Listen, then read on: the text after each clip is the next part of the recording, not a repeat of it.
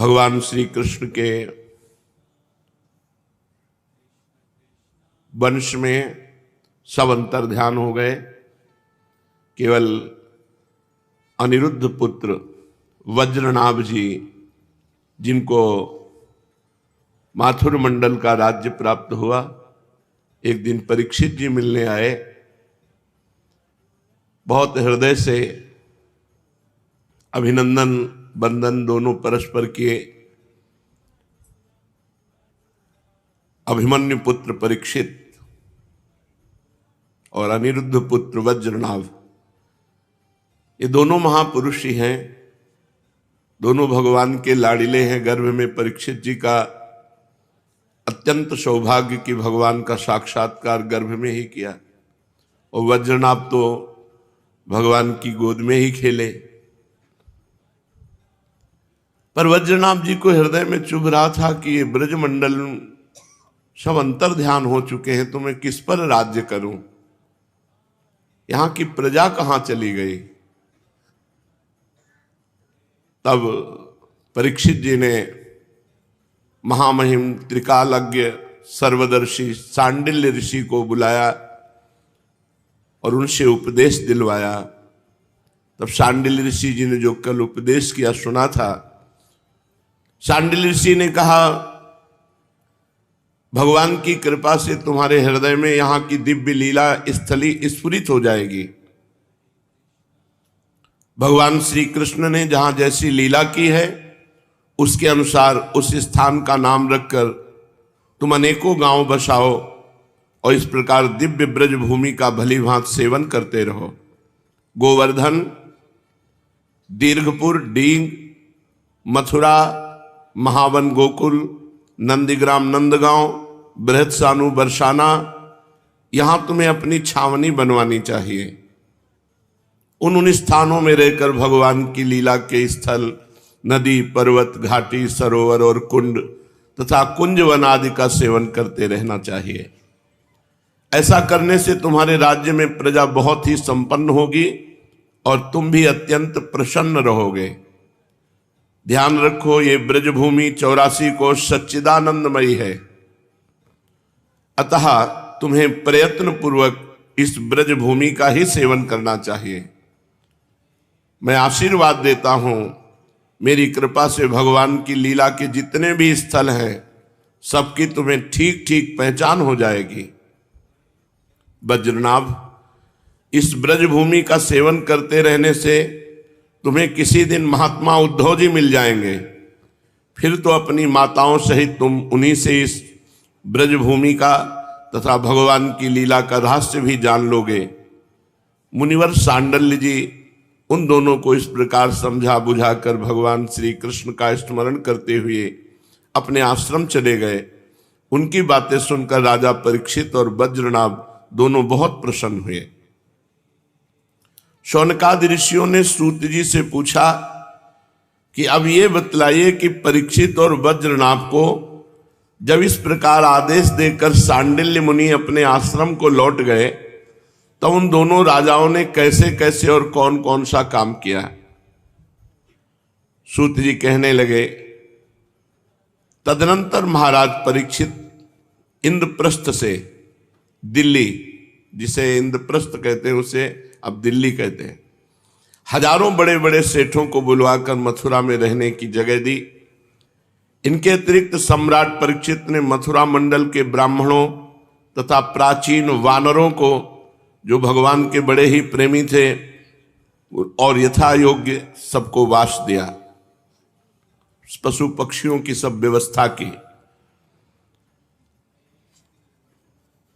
इस प्रकार राजा परीक्षित की सहायता और महर्षि सांडिल्य की कृपा से वज्रनाभ ने क्रमशः उन सभी स्थानों की खोज की जहां भगवान श्री कृष्ण अपने प्रेमी गोप गोपियों के साथ नाना प्रकार की लीलाएं करते थे। लीला स्थानों का ठीक ठीक निश्चय हो जाने पर उन्होंने वहां वहां की लीला के अनुसार उस स्थान का नामकरण किया। भगवान के लीला विग्रहों की स्थापना की तथा उन स्थानों पर अनेकों गांव बसाए। स्थान स्थान पर भगवान के नाम से कुंड और कुएं खुदवाए। कुंज और बगीचे लगवाए, शिव आदि देवताओं की स्थापना की। गोविंद देव, हरिदेव, केशव देव ऐसे विग्रह स्थापित किए। इन शुभ कर्मों के द्वारा वज्रनाभ ने अपने राज्य में सब और एकमात्र श्री कृष्ण भक्ति का प्रचार किया और बड़े आनंदित हुए। उनके प्रजाजनों को भी बड़ा आनंद था। वे सदा भगवान के मधुर नाम और लीलाओं के कीर्तन में संलग्न हो परमानंद के समुद्र में डूबे रहते थे और सदा ही वज्रनाभ के राज्य की प्रशंसा किया करते थे। एक दिन भगवान श्री कृष्ण की विरह वेदना से व्याकुल जो भगवान की 16,000 रानियां थी, जो प्रधान 8 रानियां थी, वो तो तत्काल प्राण त्याग दिए। ये सुना भगवान अंतर्ध्यान हो गए, तो जो 8 रानियां थी वो तत्काल अंतर्ध्यान हो गई। कोई अग्नि में प्रवेश कर गया, किसी के प्राण छूट गए। 16,000 जो रानियां थी, इनको बहुत विरह वेदना भगवान श्री कृष्ण की। अपने प्रीतम पतिदेव की चतुर्थ पटरानी कालिंदी यमुना जी को देखा कि आनंदित रहती हैं, तो सरल भाव से उनसे पूछा। उनके मन में सौतिया डाह का लेश मात्र भी नहीं था। श्री कृष्ण की रानियों ने कहा, बहन कालिंदी, जैसे हम सब श्री कृष्ण की धर्म पत्नी हैं, वैसे ही तुम भी तो हो। हम तो उनकी विरहाग्नि में जली जा रही हैं। उनके वियोग दुख से हमारा हृदय व्यथित हो रहा है, किंतु तुम्हारी यह स्थिति नहीं है। तुम प्रसन्न हो, इसका कारण क्या है?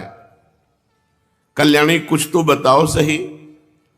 उनका प्रश्न सुनकर यमुना जी हंस पड़ी।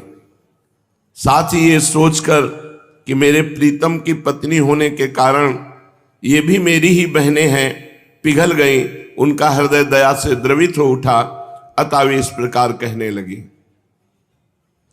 यमुना जी ने कहा, अपनी आत्मा में ही रमण करने के कारण भगवान श्री कृष्ण आत्मा राम है और भगवान श्री कृष्ण की आत्मा है श्री राधा जी। मैं राधा दासी की पदवी प्राप्त कर चुकी हूं। दासी की भांति मैं राधा जी की सेवा करती रहती हूं और उनकी सेवा का ही ये प्रभाव है कि विरह हमारा स्पर्श नहीं कर पाता। भगवान श्री कृष्ण की जितनी भी रानियां हैं, सब के सब श्री राधा जी के ही अंश का विस्तार है। भगवान श्री कृष्ण और राधा सदा एक दूसरे के सम्मुख रहते हैं। उनका परस्पर नित्य संयोग है। इसलिए राधा के स्वरूप में अंशता विद्यमान जो श्री कृष्ण की अन्य रानियां हैं, उनको भी भगवान का नित्य संयोग प्राप्त है। स एव सास सैवास्ति वंशी तत्प्रेम रूपिका श्री कृष्ण नख चंद्राली संगा चंद्रावली स्मृता। जो श्री कृष्ण है, स एव सा स सैवास्ति वंशी तत्प्रेम रूपिका। जो श्री कृष्ण है वही राधा है, जो राधा है वही श्री कृष्ण है, और उन दोनों का प्रेम ही वंशी है। इसलिए हमारे यहां हित शब्द का प्रयोग, हित माने प्रेम।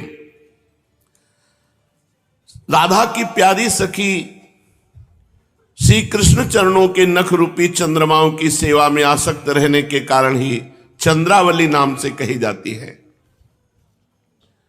श्री राधा और श्री कृष्ण की सेवा में उसकी बड़ी लालसा, बड़ी लगन है। इसीलिए वो कोई दूसरा स्वरूप धारण नहीं करती। मैंने यही श्री राधा में ही रुक्मिणी आदि का समावेश देखा है। सब समा गई किशोरी जू में रुक्मिणी आदि। तुम लोगों का भी सर्वांश में श्री कृष्ण के साथ वियोग नहीं हुआ, किंतु तुम इस रहस्य को इस रूप में जानती नहीं हो, इसलिए इतनी व्याकुल हो रही हो। इसी प्रकार पहले भी जब अक्रूर श्री कृष्ण को नंदगांव से मथुरा ले आए थे, उस अवसर पर जो गोपियों को श्री कृष्ण से विरह की प्रतीति हुई थी, वो भी वास्तविक विरह नहीं, केवल विरह का आभास था। इस बात को जब तक वे नहीं जानती थी तब तक उन्हें बड़ा कष्ट था। फिर जब उद्धव जी ने आकर उनका समाधान किया तब इस बात को समझ सकी। यदि तुम्हें भी उद्धव जी का सत्संग प्राप्त हो जाए तो तुम सब भी अपने प्रीतम श्री कृष्ण के साथ नित्य विहार सुख का अनुभव करेंगी, नित्य विहार सुख को प्राप्त कर लेंगी। सूत जी कहते, ऋषिगणों, जब यमुना जी ने इस प्रकार समझाया तब श्री कृष्ण की पत्नियां सदा प्रसन्न रहने वाली यमुना जी से पुनः बोली। उस समय उनके हृदय में इस बात की बड़ी लालसा थी कि किसी उपाय से उद्धव जी का दर्शन हो जाए, जिससे हमें अपने प्रीतम के नित्य संयोग का सौभाग्य प्राप्त हो सके। श्री कृष्ण पत्नियों ने कहा, सखी यमुना जी, तुम्हारा ही जीवन धन्य है, क्योंकि तुम्हें कभी भी अपने प्राणनाथ के वियोग का दुख नहीं भोगना पड़ता। जिन श्री राधिका जी की कृपा से तुम्हारे अभीष्ट अर्थ की सिद्धि हुई है, उनकी हम सब लोग दासी हुई, किंतु तुम अभी कह चुकी हो कि उद्धव जी के मिलने पर ही हमारे सभी मनोरथ पूर्ण होंगे। इसलिए कालिंदी जी, अब ऐसा कोई उपाय बताओ जिससे उद्धव जी भी शीघ्र ही मिल जाएं। सूत जी कहते हैं, शौनकादि ऋषियों, श्री कृष्ण की रानियों ने जब यमुना जी से इस प्रकार कहा तब वे भगवान श्री कृष्णचंद्र की 16 कलाओं का चिंतन करती हुई उनसे कहने लगी। यमुना जी ने कहा कि जब भगवान श्री कृष्ण अपने परम धाम को पधारने लगे तब उन्होंने अपने मंत्री उद्धव से कहा, उद्धव, साधना करने की भूमि है बद्रिकाश्रम, अतः अपनी साधना पूर्ण करने के लिए तुम बद्रिकाश्रम जाओ। भगवान की आज्ञा के अनुसार उद्धव जी इस समय अपने साक्षात स्वरूप से बद्रिकाश्रम में विराजमान हैं और वहां जाने वाले जिज्ञासु लोगों को भगवान के बताए हुए ज्ञान का उपदेश करते रहते हैं। और साधना की फल भूमि है ब्रजभूमि, साधना की भूमि है बद्रिकाश्रम और साधना के फल की भूमि है ये ब्रजभूमि, और रस भूमि है वृंदावन। बड़ी कृपा हुई, बड़ी कृपा हुई। साधना में नहीं भेजा, साधना के फल रस भूमि में भेज दिया। इसके रहस्यों सहित भगवान ने पहले ही उद्धव को समझा दिया था, किंतु वह फल भूमि यहां से भगवान के अंतर्धान होने के साथ ही स्थूल दृष्टि से परे जा चुकी है। इसलिए इस समय यहां उद्धव प्रत्यक्ष दिखाई नहीं पड़ेंगे। फिर भी एक स्थान है जहां उद्धव जी का दर्शन हो सकता है। गोवर्धन पर्वत के निकट भगवान की लीला सहचरी गोपियों की विहार स्थली है। वहां की लता, अंकुर और बेलों के रूप में अवश्य उद्धव जी वहीं निवास करते हैं। लताओं के रूप में उनके रहने का यही उद्देश्य है कि भगवान की प्रीतमा गोपियों की चरण रज उन पर पड़ती रहे। उद्धव जी के संबंध में एक निश्चित बात यह भी है कि उन्होंने भगवान ने अपना उत्सव स्वरूप उद्धव जी को प्रदान किया है। भगवान का उत्सव उद्धव जी का अंग है, वे उससे अलग नहीं है। इसलिए अब तुम लोग वज्रनाभ को साथ लेकर वहां जाओ, कुसुम सरोवर के पास ठहरो।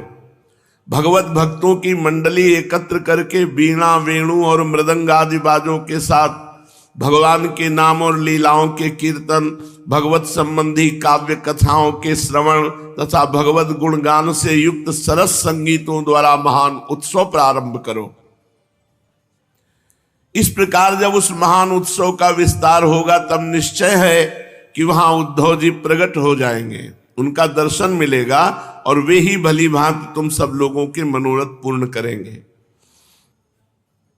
सूत जी कहते हैं, यमुना जी की बताई हुई बातें सुनकर श्री कृष्ण की रानियां बहुत प्रसन्न हुई। उन्होंने यमुना जी को प्रणाम किया और वहां से लौटकर वज्रनाभ और परीक्षित से वे सारी बातें कह सुनाई। सब बातें सुनकर परीक्षित को बड़ी प्रसन्नता हुई और उन्होंने वज्रनाभ तथा श्री कृष्ण पत्नियों को उसी समय साथ लेकर उस स्थान पर पहुंचकर तत्काल वह सब कार्य आरंभ करवा दिया जो कि यमुना जी ने बताया था। गोवर्धन के निकट वृंदावन के भीतर कुसुम सरोवर पर जो सखियों की विहार स्थली है, वहां ही श्री कृष्ण कीर्तन का उत्सव आरंभ हुआ। वृषभानुनंदिनी श्री राधा जी तथा उनके प्रीतम श्री कृष्ण की वह लीला भूमि जब साक्षात संकीर्तन की शोभा से संपन्न हो गई, उस समय वहां रहने वाले सभी भक्तजन एकाग्र हो गए। उनकी दृष्टि उनके मन की वृत्ति कहीं अन्यत्र न जाती थी। तदनंतर ने सबने देखा, सबके देखते देखते वहां फैले हुए तृण गुल्म और लताओं के समूह से उद्धव जी प्रकट हो गए और सबके सामने आ गए। उद्धव जी का मुख शरीर सब श्याम वर्ण, उस पर पीतांबर शोभा पा रहा था। वे गले में बनमाला गुंजा की माला धारण की हुई थे और बार बार उनकी वाणी से निकल रहा था, गोपी वल्लभ गोपी वल्लभ गोपी वल्लभ। श्री कृष्ण की मधुर लीलाओं का गान कर रहे थे। उद्धव जी के आगमन से उस संकीर्तनोत्सव की शोभा कई गुनी बढ़ गई। जैसे स्फटिक मणि की बनी हुई अट्टालिका की छत पर चांदनी छिटकने से उसकी शोभा बहुत बढ़ जाती है। उस समय सभी लोग आनंद के समुद्र में निमग्न हो अपना सब कुछ भूल गए, सुध बुध खो बैठे। थोड़ी देर बाद जब उनकी चेतना दिव्य लोक से नीचे आई, अर्थात जब उन्हें होश हुआ, तब उद्धव जी को भगवान श्री कृष्ण के स्वरूप में उपस्थित देख अपना मनोरथ पूर्ण हो जाने के कारण प्रसन्न होकर सबने उनकी पूजा की। सूत जी कहते हैं, उद्धव जी ने वहां एकत्र हुए सब लोगों को श्री कृष्ण कीर्तन में लगा देखकर सभी का सत्कार किया और राजा परीक्षित को हृदय से लगाकर कहा। उद्धव जी ने कहा, राजन तुम धन्य हो, एकमात्र श्री कृष्ण की भक्ति से ही पूर्ण हो, क्योंकि श्री कृष्ण संकीर्तन के महोत्सव में तुम्हारा हृदय इस प्रकार निमग्न हो रहा है। बड़े सौभाग्य की बात है कि श्री कृष्ण की पत्नियों के प्रति तुम्हारी भक्ति और वज्रनाभ पर तुम्हारा प्रेम है। तात तुम जो कुछ कर रहे हो सब तुम्हारे अनुरूप ही है। क्यों न हो, श्री कृष्ण ने ही तुम्हें शरीर और वैभव प्रदान किया है, अतः तुम्हारा उनके प्रपौत्र पर प्रेम होना स्वाभाविक ही है। इसमें तनिक भी संदेह नहीं कि समस्त द्वारिका वासियों में ये लोग सबसे बढ़कर धन्य हैं, जिन्हें ब्रज में निवास कराने के लिए भगवान श्री कृष्ण ने अर्जुन को आज्ञा की थी। श्री कृष्ण का मन रूपी चंद्रमा राधाजू के मुख की प्रभा रूप चांदनी से युक्त हो उनकी लीला भूमि वृंदावन को अपनी किरणों से सुशोभित करता हुआ यहां सदा प्रकाशमान रहता है। श्री कृष्ण चंद्र नित्य परिपूर्ण है। प्राकृत चंद्रमा की भांति उनमें वृद्धि और क्षय रूप विकार नहीं होते। उनकी जो 16 कलाएं हैं उनसे शास्त्रों चिन्मय किरणें निकलती रहती हैं, इससे उनके शास्त्रों भेद हो जाते हैं। इन सभी कलाओं से युक्त नित्य परिपूर्ण श्री कृष्ण इस ब्रज भूमि में सदा ही विद्यमान रहते हैं। इस ब्रज भूमि में श्री कृष्ण सदा विद्यमान रहते हैं। इस ब्रज भूमि में और उनके स्वरूप में कुछ अंतर नहीं। ब्रज में वास कर रहे हैं मानो श्री कृष्ण की गोद में वास कर रहे हैं। राजेंद्र परीक्षित, इस प्रकार विचार करने पर सभी ब्रजवासी भगवान के अंग में स्थित हैं। शरणागतों का भय दूर करने वाले जो ये वज्र है, इनका स्थान श्री कृष्ण के दाहिने चरण में है। इस अवतार में भगवान श्री कृष्ण ने इन सबको अपनी योग माया से अभिभूत कर लिया है। उसी के प्रभाव से ये सब अपने स्वरूप को भूल गए हैं और इसी कारण सदा दुखी रहते हैं। यह बात निस्संदेह ऐसी ही है। श्री कृष्ण का प्रकाश प्राप्त हुए बिना किसी को भी अपने स्वरूप का बोध नहीं हो सकता। जीवों के अंतःकरण में जो श्री कृष्ण तत्व का प्रकाश है उस पर सदा माया का पर्दा पड़ा रहता है। 28वें द्वापर के अंत में जब भगवान श्री कृष्ण स्वयं ही सामने प्रकट होकर अपनी माया का पर्दा उठा लेते हैं, उस समय जीवों को उनका प्रकाश प्राप्त होता है। किंतु अब वो समय तो बीत गया, इसलिए उनके प्रकाश की प्राप्ति के लिए अब दूसरा उपाय बतलाया जा रहा है। सुनो, 28वें द्वापर के अतिरिक्त समय में यदि कोई श्री कृष्ण तत्व का प्रकाश पाना चाहे तो वो है श्रीमद् भागवत महापुराण। श्रीमद् भागवत से ही प्राप्त हो सकता है। भगवान के भक्त जहां जब कभी श्रीमद् भागवत शास्त्र का कीर्तन और श्रवण करते हैं, वहां उस समय भगवान श्री कृष्ण साक्षात रूप से विराजमान रहते हैं। जहां श्रीमद् भागवत के एक या आधे श्लोक का ही पाठ होता है, वहां भी श्री कृष्ण अपनी प्रीतमा गोपियों के साथ विद्यमान रहते हैं। इस पवित्र भारत भूमि में मनुष्य का जन्म पाकर भी जिन लोगों ने पाप के अधीन होकर श्री भगवान की चर्चा नहीं सुनी, श्रीमद् भागवत महापुराण नहीं सुना, उन्होंने मानो अपने ही हाथों अपनी हत्या कर ली। जिन बड़भागियों ने प्रतिदिन श्रीमद् भागवत शास्त्र का श्रवण किया है, उन्होंने अपने पिता, माता और पत्नी तीनों के ही कुल का भली भांति उद्धार कर दिया। श्रीमद् भागवत के स्वाध्याय और श्रवण से ब्राह्मणों को विद्या का प्रकाश ब्रह्मबोध प्राप्त होता है। क्षत्रिय लोग शत्रुओं पर विजय पाते हैं, वैश्यों को धन मिलता है और शूद्र स्वस्थ निरोग बने रहते हैं। स्त्रियों तथा अंत्यज आदि अन्य लोगों की भी इच्छा श्रीमद् भागवत से पूर्ण होती है। अतः कौन ऐसा भाग्यवान पुरुष है जो श्रीमद् भागवत का नित्य ही सेवन न करेगा। अनेकों जन्मों तक साधना करते करते जब मनुष्य पूर्ण सिद्ध हो जाता है, भगवान उस पर विशेष कृपा करते हैं, तब उसे श्रीमद् भागवत पुराण सुनने का संयोग प्राप्त होता है। भागवत से भगवान का प्रकाश मिलता है, जिससे भगवत भक्ति उत्पन्न होती है। पूर्व काल में सांख्यायन की कृपा से श्रीमद् भागवत बृहस्पति जी को मिला और बृहस्पति जी मेरे गुरुदेव ने मुझे दिया, इसी से मैं श्री कृष्ण का प्रियतम सखा हो सका हूं। परीक्षित, बृहस्पति जी ने मुझे एक आख्यायिका भी सुनाई थी, उसे तुम सुनो। इस आख्यायिका से श्रीमद् भागवत के संप्रदाय का क्रम भी जाना जा सकता है। बृहस्पति जी ने कहा था, अपनी माया से पुरुष रूप धारण करने वाले भगवान श्री कृष्ण ने जब सृष्टि के लिए संकल्प किया, तब उनके दिव्य विग्रह से 3 पुरुष प्रकट हुए। भगवान श्री कृष्ण से 3 पुरुष प्रकट हुए। रजोगुण की प्रधानता से ब्रह्मा जी, सत्वगुण प्रधानता से विष्णु जी और तमोगुण की प्रधानता से भगवान रुद्र। भगवान ने इन तीनों को क्रमशः जगत की उत्पत्ति, पालन और संहार करने का अधिकार प्रदान किया। तब भगवान के नाभि कमल से उत्पन्न हुए ब्रह्मा जी ने उनसे अपना मनोभाव यूं प्रकट किया। ब्रह्मा जी ने कहा, हे परमात्मन, आप नार अर्थात जल में शयन करने के कारण नारायण नाम से प्रसिद्ध हैं। सबके आदि कारण होने से आदि पुरुष हैं, आपको नमस्कार है। प्रभु, आपने मुझे सृष्टि कर्म में लगाया है, मगर मुझे भय लगता है कि सृष्टि काल में अत्यंत पापात्मा रजोगुण आपकी स्मृति में कहीं बाधा न डालने लग जाए। अतः आप कृपा करके ऐसी कोई बात बताएं जिससे कि आपकी आज्ञा सृष्टि रचना करते समय भी मुझे आपकी बराबर याद बनी रहे।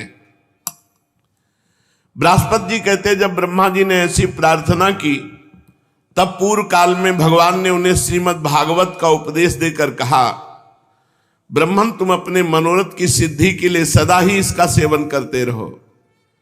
ब्रह्मा जी श्रीमद् भागवत का उपदेश पाकर बड़े प्रसन्न हुए और उन्होंने श्री कृष्ण की नित्य प्राप्ति के लिए तथा 7 आवरणों का भंग करने के लिए श्रीमद् भागवत का सप्ताह पारायण किया। सप्ताह यज्ञ की विधि से 7 दिनों तक श्रीमद् भागवत का सेवन करने से ब्रह्मा जी के सभी मनोरथ पूर्ण हो गए। इससे वे सदा भगवत स्मरण पूर्वक सृष्टि का विस्तार करते और बारंबार सप्ताह यज्ञ का अनुष्ठान करते रहते हैं। ब्रह्मा जी की ही भांति विष्णु भगवान ने भी अपने अभीष्ट अर्थ की सिद्धि के लिए उन परम पुरुष परमात्मा से प्रार्थना की, क्योंकि उन पुरुषोत्तम ने विष्णु को भी प्रजा पालन रूप कर्म में नियुक्त किया था। भगवान विष्णु ने कहा, हे देव श्री कृष्ण, मैं आपकी आज्ञा के अनुसार कर्म और ज्ञान के उद्देश्य से प्रवृत्ति और निवृत्ति के द्वारा यथोचित रूप से प्रजाओं का पालन करूंगा। काल क्रम से जब जब धर्म की हानि होगी, तब तब अनेकों अवतार धारण करके पुनः धर्म की स्थापना करूंगा। जो भोगों की इच्छा रखने वाले हैं, उन्हें अवश्य ही उनके किए हुए यज्ञादि कर्मों का फल अर्पण करूंगा, तथा जो संसार बंधन से मुक्त होना चाहते हैं, विरक्त हैं, उन्हें उनकी इच्छा अनुसार 5 प्रकार के मोक्ष भी देता रहूंगा। परंतु जो लोग मोक्ष भी नहीं चाहते, उनका पालन मैं कैसे करूंगा, ये बात समझ में नहीं आती। इसके अतिरिक्त मैं अपनी तथा लक्ष्मी जी की भी रक्षा कैसे कर सकूंगा, इसका उपाय भी बताइए। भगवान विष्णु की यह प्रार्थना सुनकर आदि पुरुष पर ब्रह्म परमात्मा भगवान श्री कृष्ण ने उन्हें भी श्रीमद् भागवत का उपदेश किया और कहा, तुम अपने मनोरथ की सिद्धि के लिए इस श्रीमद् भागवत शास्त्र का सदा पाठ किया करो। उस उपदेश से विष्णु भगवान का चित्त प्रसन्न हो गया और वे लक्ष्मी जी के साथ प्रत्येक मास में श्रीमद् भागवत का चिंतन करने लगे। इससे वे परमार्थ का पालन और यथार्थ रूप से संसार की रक्षा करने में समर्थ हुए। जब भगवान विष्णु स्वयं वक्ता होते हैं और लक्ष्मी जी प्रेम से श्रवण करती हैं, उस समय प्रत्येक बार भगवत कथा का श्रवण 1 महीने में समाप्त होता है। किंतु जब लक्ष्मी जी स्वयं वक्ता होती हैं और भगवान विष्णु श्रोता बनकर सुनते हैं, तब भागवत कथा का रसास्वादन 2 महीने तक होता रहता है। उस समय कथा बड़ी सुंदर और बहुत ही रुचिकर होती है। इसका कारण यह है कि विष्णु भगवान तो अधिकारारूढ़ हैं, उन्हें जगत के पालन की चिंता करनी पड़ती है, परंतु लक्ष्मी जी इन झंझटों से अलग हैं, अतः उनका हृदय निश्चिंत है। इसी से लक्ष्मी जी के मुख से भगवत कथा का रसास्वादन अधिक प्रकाशित होता है। इसके पश्चात भगवान शंकर ने, जिन्हें भगवान ने पहले संहार कार्य में लगाया था, अपनी सामर्थ्य की वृद्धि के लिए उन परम पुरुष भगवान श्री कृष्ण से प्रार्थना की। भगवान शंकर ने कहा, मेरे प्रभु देव, मुझ में नित्य नैमित्तिक और प्राकृतिक संहार की शक्तियां तो हैं, पर आत्यंतिक संहार की शक्ति बिल्कुल नहीं है। ये मेरे लिए बड़े दुख की बात है। इसी कमी की पूर्ति के लिए मैं आपसे प्रार्थना करता हूं। बृहस्पति जी कहते हैं, रुद्र की प्रार्थना सुनकर नारायण ने उन्हें भी श्रीमद् भागवत का ही उपदेश किया। भगवान सदाशिव रुद्र ने इस श्रीमद् भागवत को 1 वर्ष में समाप्त किया। ब्रह्मा जी 7 दिन में, विष्णु भगवान 1 महीने में, लक्ष्मी जी 2 महीने में और भगवान शंकर 1 साल में। एक पारायण के क्रम से भागवत कथा सेवन किया, 1 वर्ष में 1 पारायण। इसके सेवन से उन्होंने तमोगुण पर विजय पाई और आत्यंतिक संहार मोक्ष की भी शक्ति प्राप्त कर ली। उद्धव जी कहते हैं, श्रीमद् भागवत के महात्म्य के संबंध में आख्यायिका मैंने अपने गुरु श्री बृहस्पति जी से सुनी और उनसे भागवत का उपदेश प्राप्त कर उनके चरणों में प्रणाम करके मैं बहुत ही आनंदित हुआ। तत्पश्चात भगवान विष्णु की रीति स्वीकार करके मैंने भी 1 मास तक श्रीमद् भागवत कथा का भली भांति रसास्वादन किया। उतने से ही मैं भगवान श्री कृष्ण का प्रीतम सखा हो गया। इसके पश्चात भगवान ने मुझे ब्रज में अपनी प्रीतमा गोपियों की सेवा में नियुक्त किया। यद्यपि भगवान अपनी लीला परिकरों के साथ नित्य विहार करते रहते हैं, इसलिए गोपियों का श्री कृष्ण से कभी भी वियोग नहीं होता, तथापि जो भ्रम से विरह वेदना का अनुभव कर रही थी, उन गोपियों के प्रति भगवान ने मेरे मुख से भागवत का संदेश कहलाया। उस संदेश को अपनी बुद्धि के अनुसार ग्रहण करके गोपियां तुरंत ही विरह वेदना से मुक्त हो गईं। मैं भागवत के इस रहस्य को तो नहीं समझ सका, किंतु मैंने उसका चमत्कार प्रत्यक्ष देखा। इसके बहुत समय के बाद जब ब्रह्मादि देवता आकर भगवान से अपने परम धाम में पधारने की प्रार्थना करके चले गए, उस समय पीपल के वृक्ष की जड़ के पास अपने सामने खड़े हुए मुझे भगवान ने श्रीमद् भागवत विषयक उस रहस्य का स्वयं ही उपदेश किया और मेरी बुद्धि में उसका दृढ़ निश्चय करा दिया। उसी के प्रभाव से मैं बद्रिकाश्रम में रहकर भी यहां ब्रज की लताओं और बेलों में निवास करता हूं। उसी के बल से यहां नारद कुंड पर सदा स्वेच्छानुसार विराजमान रहता हूं। भगवान के भक्तों को श्रीमद् भागवत के सेवन से श्री कृष्ण तत्व का प्रकाश प्राप्त हो सकता है। इस कारण यहां उपस्थित हुए इन सभी भक्तजनों के कार्य की सिद्धि के लिए मैं श्रीमद् भागवत का पाठ करूंगा, किंतु इस कार्य में तुम्हें ही सहायता करनी पड़ेगी। सूत जी कहते हैं, सुनकर राजा परीक्षित उद्धव जी को प्रणाम करके उनसे बोले। परीक्षित जी ने कहा, हरिदास उद्धव जी, आप निश्चिंत होकर श्रीमद् भागवत कथा कीर्तन करें। इस कार्य में मुझे जिस प्रकार सहायता करनी आवश्यक हो उसके लिए आज्ञा दें। सूत जी कहते हैं, परीक्षित का ये वचन सुनकर उद्धव जी मन ही मन बहुत प्रसन्न हुए और बोले। उद्धव जी ने कहा, राजन, भगवान श्री कृष्ण ने जब से इस पृथ्वी तल का परित्याग कर दिया है, तब से यहां अत्यंत बलवान कलयुग का प्रभुत्व हो गया है। जिस समय यह शुभ अनुष्ठान यहां आरंभ हो जाएगा, भगवान की महामहिमामयी लीला कथा शुरू होगी, बलवान कलयुग अवश्य इसमें बहुत बड़ा विघ्न डालेगा। इसलिए तुम दिग्विजय के लिए जाओ और कलयुग को जीत कर अपने वश में करो। इधर मैं तुम्हारी सहायता से वैष्णवी रीति का सहारा लेकर 1 महीने तक यहां श्रीमद् भागवत कथा का रसास्वादन कराऊंगा और इस प्रकार भागवत कथा के रस का प्रसार करके इन सभी श्रोताओं को भगवान मधुसूदन के नित्य गोलोक धाम में पहुंचाऊंगा। सूत जी कहते हैं, उद्धव जी की बात सुनकर राजा परीक्षित पहले तो कलयुग पर विजय पाने के विचार से बड़े ही प्रसन्न हुए, परंतु पीछे यह सोचकर कि मुझे भागवत कथा के श्रवण से वंचित ही रहना पड़ेगा, चिंता से व्याकुल हो उठे। उस समय उन्होंने उद्धव जी से अपना अभिप्राय इस प्रकार प्रकट किया। राजा परीक्षित ने कहा, हे तात, आपकी आज्ञा के अनुसार तत्पर होकर मैं कलयुग को तो अवश्य अपने वश में करूंगा, मगर श्रीमद् भागवत की प्राप्ति मुझे कैसे होगी? मैं भी आपके चरणों की शरण में आया हूं, अतः मुझ पर भी आपको अनुग्रह करना चाहिए। सूत जी कहते हैं, उनके इस वचन को सुनकर उद्धव जी पुनः बोले। उद्धव जी ने कहा, राजन, तुम्हें तो किसी भी बात के लिए किसी प्रकार चिंता नहीं करनी चाहिए, क्योंकि इस भागवत शास्त्र के प्रधान अधिकारी तो तुम ही हो। संसार के मनुष्य नाना प्रकार के कर्मों में रचे पुचे हुए हैं। ये लोग आज तक प्रायः भागवत श्रवण की बात भी नहीं जानते।